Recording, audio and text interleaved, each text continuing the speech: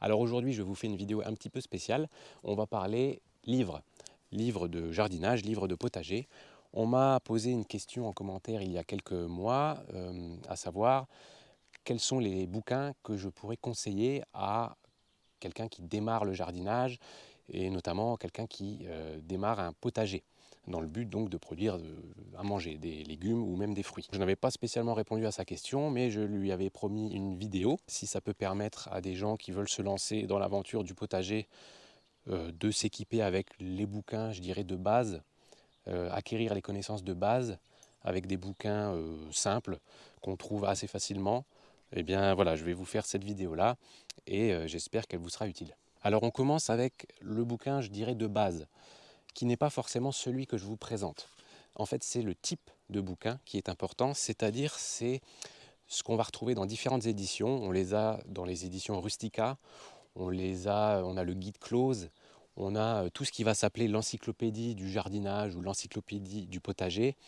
Tous ces gros bouquins, je pense qu'ils sont très intéressants. Et moi, j'ai ce bouquin-là. Alors, je n'en ai pas d'autres, hein, je ne pourrais pas comparer, mais celui-là, il est très bien. Et je vais d'ailleurs vous expliquer ensuite pourquoi celui-là est particulièrement bien par rapport à sa date d'édition. Mais voilà, je ne dis pas que c'est celui-là le meilleur. Si vous en trouvez un autre de ceux que je viens de vous citer, on les trouve très facilement aujourd'hui en occasion sur le site par exemple Recycle-Livre ou sur Le Bon Coin tout simplement ou dans les vides-greniers.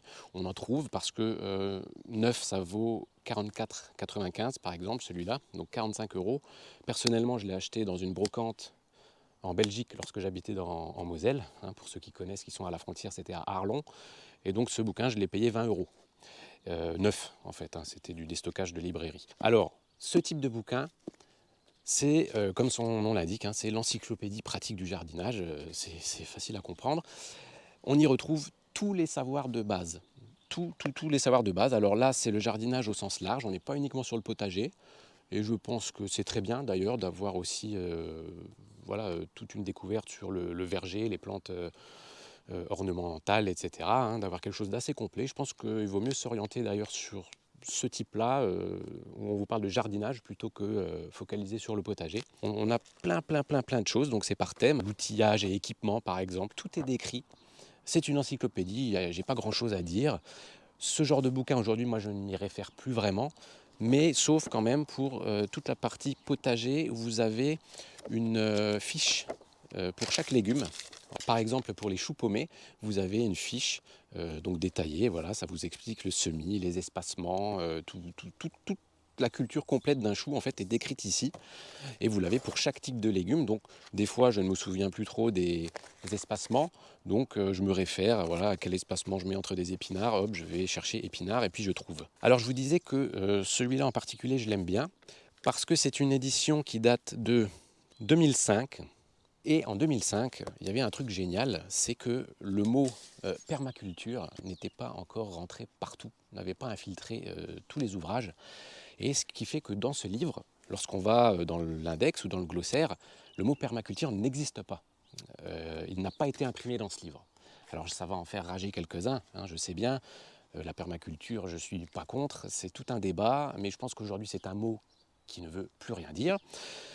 Et le fait d'avoir une vieille édition, et donc d'acheter en occasion ce type de bouquin, ça fait un bien fou quand depuis 10 ans sur YouTube on vous parle de permaculture dans tous les tutos et les vidéos, etc., d'avoir un bouquin où ce mot n'apparaît pas et toute l'idéologie qui va avec de certains n'apparaît pas, et c'est vraiment très bien. Donc moi je conseille déjà comme bouquin de base à avoir pour toute sa vie et puis que vous pourrez léguer, une encyclopédie du jardinage, quel que soit l'éditeur. Celui-là il est très bien si vous le trouvez, si vous en trouvez d'autres en occasion, vous prenez. Alors ensuite on a un bouquin qui, on va dire, est complémentaire. C'est un livre, c'est le premier livre que j'ai lu, c'est un livre donc qui appartient à mon père et que du coup quand j'ai commencé à m'intéresser au jardin, j'ai commencé avec ce bouquin-là puisque je l'avais sous la main. Et c'est donc c'est la même édition, c'est 1001 trucs et astuces pour le jardin. Alors pareil, ce type d'ouvrage, on le trouve chez plein d'éditeurs différents. Celui-là est encore une fois très bien. Et alors là, on est sur un livre qui se présente sous la forme un petit peu d'un dictionnaire. Donc tout est organisé par ordre alphabétique. Donc là, par exemple, le groseillier. Et puis, vous avez plein de choses, des trucs et des astuces, hein, comme c'est écrit là, sur le groseillier. On va avoir aussi des définitions de mots. Et on va avoir, par exemple ici, voilà, quand on arrive à outils, eh bien, voilà, on voit ici une bêche. Hein, d'ailleurs, c'est pas vraiment une bêche, hein, c'est une fourche bêche, mais c'est pas grave. On leur pardonne. D'ailleurs, ici, la grelinette, à l'époque, ça s'appelait encore la bêche spéciale. Ils n'avaient pas mis le mot grelinette. Voilà, la houe, à quoi ça sert, à abîmer, sarcler, buter. Par exemple, ici, on arrive à rabattage. Donc ça, c'est un mot qu'on n'utilise pas beaucoup dans le langage courant. Et ben voilà, quand vous démarrez dans le potager ou dans la gestion d'un verger, ben, qu'est-ce que le rabattage? Eh bien voilà, vous avez la définition. Et puis après, vous avez un petit peu les trucs et les astuces, à quoi ça s'applique, à quoi ça ne s'applique pas, etc., etc. Et en plus, il est agrémenté de petites illustrations bien sympas. Moi, j'aime bien ce type de petites illustrations. Et c'est très agréable à lire. Je trouve que du coup, la manière dont sont organisées les choses, hein, parce que dans l'encyclopédie tout à l'heure, ça va être par grands thèmes, avec des grands chapitres. Et là, voilà, c'est par mots. C'est un dictionnaire. Malgré tout, ça se lit du début à la fin, et vous apprendrez plein de choses, même si c'est pas intéressant, même si ça vous parle de plantes ornementales. Ça reste des plantes et tout ce que vous y apprendrez s'applique à la gestion des plantes au potager. Et je dirais donc qu'avec ces deux bouquins-là, eh bien vous avez déjà de solides bases. Vous avez toutes les définitions des mots, des nouveaux mots. Hein, on apprend du vocabulaire quand on fait du jardinage. Vous avez les grands principes. Là-dedans, on va vous parler par exemple du sol. Par exemple ici, vous voyez, c'est la rubrique sol et engrais. Et on va vous parler de l'amélioration, par exemple, de la structure du sol. Donc pour améliorer la structure, travailler le sol en profondeur par un défoncement. Ah, ça fait peur hein, au début. Il précise quand même sans mélanger le sol superficiel et le sous-sol. Ah, déjà, ça devient intéressant, vous voyez. En y incorporant des amendements organiques ou inorganiques. Alors, c'est un petit peu le problème de ces encyclopédies, c'est qu'elles s'adressent à tout le monde. Et vous allez avoir là-dedans, surtout dans les vieilles éditions, vous allez avoir comment utiliser les engrais de synthèse, les produits de synthèse qui depuis ont même été interdits pour certains. Donc ça, ce sont des chapitres, vous ne les regardez pas, hein, c'est pas grave, il y a plein de choses intéressantes à côté. Donc j'en suis où vous favoriserez la formation des agrégats. Hein, les agrégats, vous voyez, ce qu'on commence à redécouvrir aujourd'hui avec Marc-André Sellos qui nous parle d'agrégats, de champignons qui forment les agrégats, etc. Et bien là, en fait, ils n'avaient peut-être pas bien compris comment se forment les agrégats, mais ils ont compris qu'en mettant de la matière organique dans le sol, on favorise la formation d'agrégats et on améliore ainsi l'aération et la capacité de rétention en eau. Donc voilà, on va vous parler des amendements. Alors regardez, le choix des amendements dépend du type de sol. Vous pouvez soit les épandre en surface, soit les incorporer en profondeur. Vous voyez, on n'a pas une seule logique. La matière organique, comme le fumier ou le compost de jardin, améliore la structure de tous les types de sols tout en fournissant de bons éléments nutritifs. On voit que tous les conseils de base sont dedans pour avoir un sol vivant. De plus, le fumier est riche en vers de terre, bon alors c'est pas tout à fait ça, mais on va leur pardonner, qui, à leur tour, améliore la structure. On vous dit tout ce qu'il faut faire, mettre du fumier, de la matière organique dans votre sol. C'est ce que la permaculture vous dit depuis 10 ans, sauf que la permaculture, elle vous dit de juste jeter un tas de foin sur la terre. Et bien ce tas de foin, on peut le faire manger à un ruminant ou à un animal et le récupérer et le mettre dans le jardin, ça fait la même chose en fait. Vous voyez, tout est dedans, on n'a rien inventé, ce sera encore valable dans 50 ans, dans 100 ans, dans 200 ans. Donc une encyclopédie et les mille et un trucs pour le jardin. Alors ensuite, lorsqu'on veut produire beaucoup au mètre carré, on va commencer à s'intéresser au travail d'un professionnel et notamment d'un maraîcher. Du coup, pour produire du légume, on s'inspire du maraîchage. Pour moi, le maraîcher de référence, en tout cas qui a fait des bouquins qui sont faciles à lire, très intéressants, donc c'est Jean-Martin Fortier.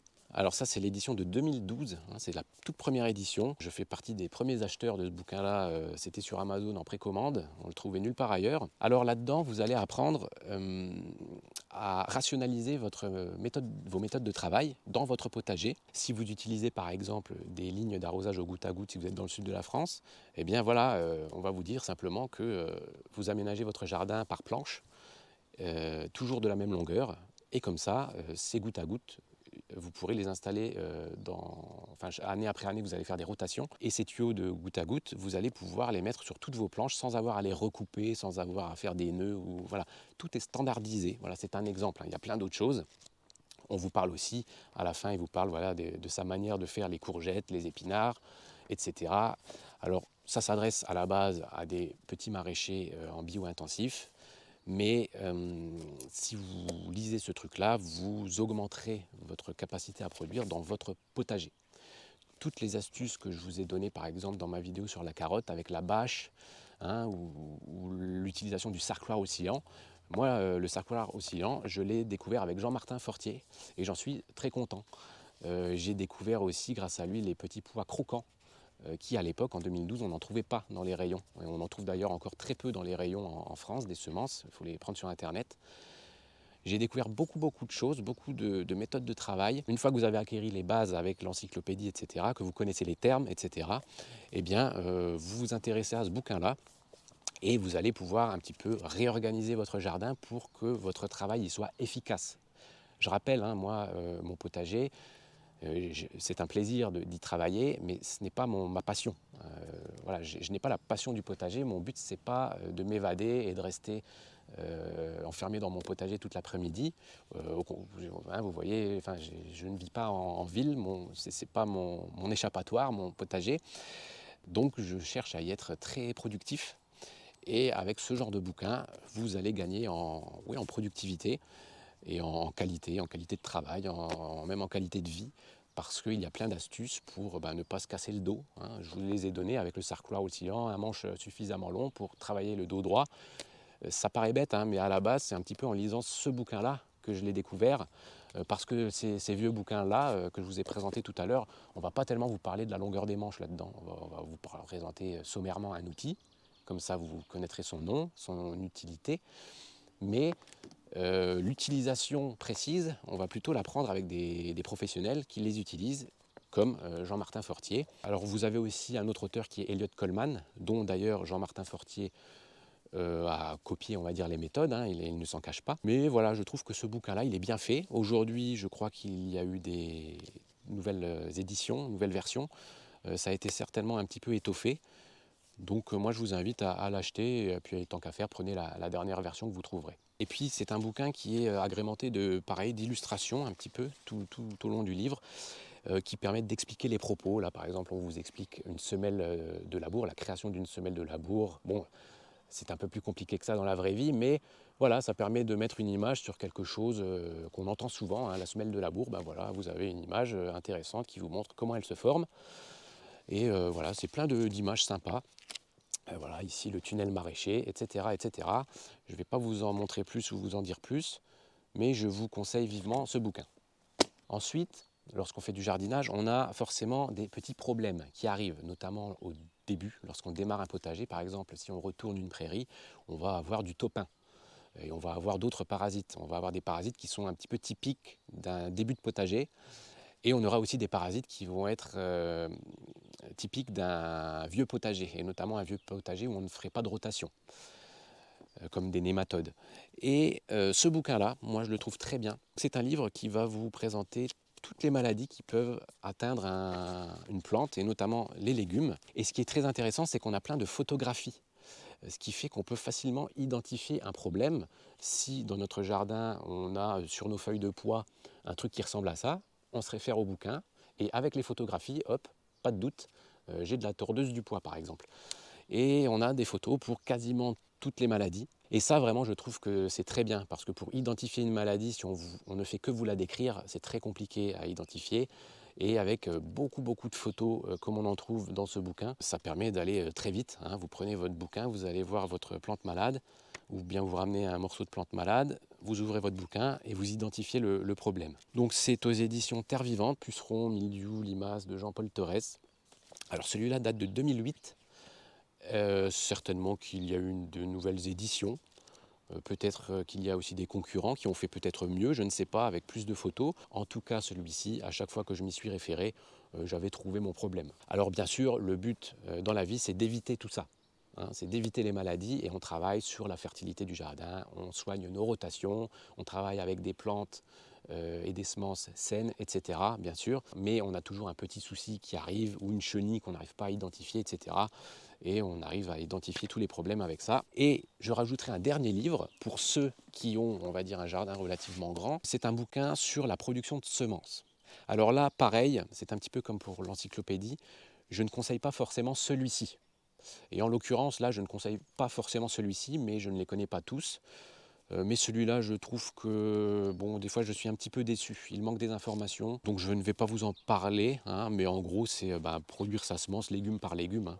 C'est simple, hein, c'est chaque légume, voilà, le paner, on va vous expliquer des choses. Mais encore une fois, moi, je trouve que, bon, il est un peu bâclé. Je pense qu'on peut trouver mieux. D'ailleurs, si vous en avez un sur la production de semences pour le potager, que vous trouvez très bien, je veux bien avoir le nom. Et vous pouvez même vous passer du bouquin, si je retrouve le lien, je vous le mets en description de la vidéo. C'est la coopérative Longomaille, je crois, qui a fait toute une série de DVD. En fait, moi j'ai les DVD ici et je crois qu'aujourd'hui ils ont été rendus gratuits sur Internet. Si vous avez cette série de vidéos qui vous présente la production de graines légume par légume, vous pouvez vous passer d'un bouquin comme ça. Mais c'est quand même important de comprendre comment ça marche parce que il y a plein de notions à acquérir sur les plantes autogames, les plantes allogames, sur les plantes qui ont besoin de beaucoup d'individus, sur les plantes qui peuvent s'auto-polliniser toutes seules, etc. etc. Hein. C'est pas si facile la production de semences. Et voilà, je vous ai présenté les livres de base pour démarrer lorsqu'on veut faire un petit potager chez soi pour produire à manger des bonnes choses à mettre sur sa table. Et je vous dis à la prochaine.